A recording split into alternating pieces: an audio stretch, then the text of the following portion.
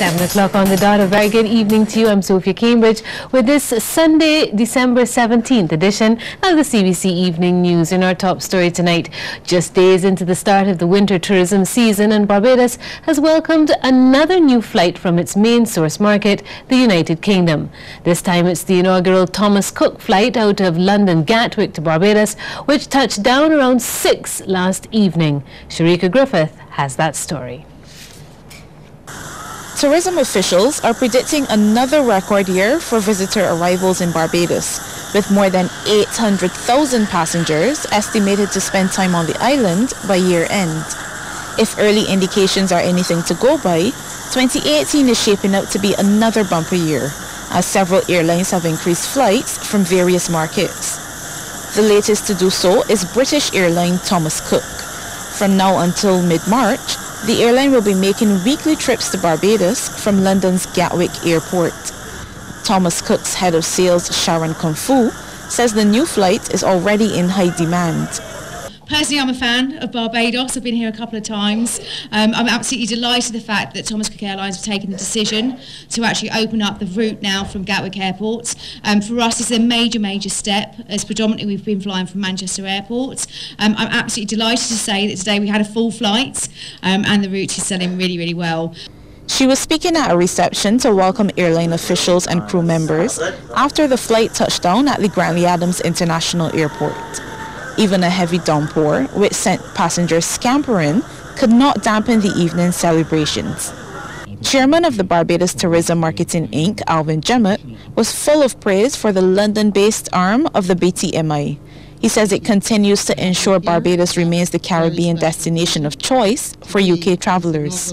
By the time we get to the end of the year, we would have actually maintained our pace in that market, and it's a good thing for Barbados as we continue to improve our tourism arrivals here in Barbados, and it's opportunities like this that help us to do that.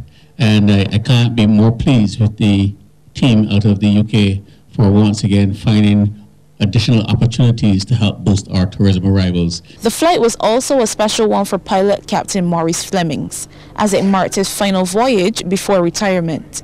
He was presented with several gifts to mark the occasion. Sharika Griffith, CBC News. Thank you so much, Sharika. Well, the Barbados Water Authority is about to complete a critical component in addressing sewage overthrow on the south coast. Up to news time, workers were putting the final touches on a lift station on Bay Street. The station will divert sewage into the Bridgetown Sewage Treatment Plant. And General Manager Keith Roy Halliday, while addressing the workers there, was there overseeing the work. He was unable still to give a timeline for a final resolution to the problem. He says he is somewhat satisfied with the progress so far and says that today's work is an important step in the temporary fix and will be followed by work on the bypass along Worthing as efforts continue to stop the sewage from escaping. He says the project will commence in the days ahead, and he'll be updating the public as the Barbados Water Authority tries to bring the situation under control and return normalcy to the residents and businesses in the area. Well, no one-off payment by government to public servants will be enough to make up for over 7 years without a salary increase. That's the strong message sent as the Barbados Workers Union held its annual Christmas party. Kareem Smith was there and he tells us more. General Secretary of the Barbados Workers Union, Tony Moore, says this Christmas may not be very merry for some workers and their families. It's because their disposable income has taken hits throughout the year as a result of sharp increases in the cost of living because of increased taxes. And despite reports that a coping subsidy should be forthcoming from government, she says her members expect pay increases. We would not think that our members, based on how we've interacted with them, will be so enamored by a one-off payment simply because it comes around Christmas time or is promised around Christmas time, that they will forget the other obligations and commitments that they would want to make, that they have been denied the opportunity of making because of the financial experiences that they have been enduring. She says her union has not been formally notified of the proposed one-off payment offer, And since April, they haven't had any meetings with the civil service. Meanwhile, Ms. Moore says many workers have been struggling to make ends meet. Every single week we hear of it. People who are struggling to meet mortgage commitments, people who are struggling to meet loan commitments, people who are defaulting and have bailiffs at their homes because, and people may think that when the union talks that we are inflaming a lot of these situations to make things more critical than they are, but there's so many people that live month to month. Ms. Moore believes despite the challenges, many Barbadians will still celebrate Christmas as best they can. Kareem Smith, CBC News.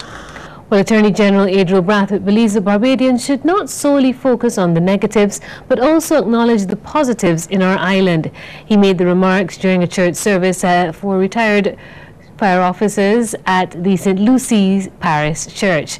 Mr. Brathwaite is confident there is still hope for the future.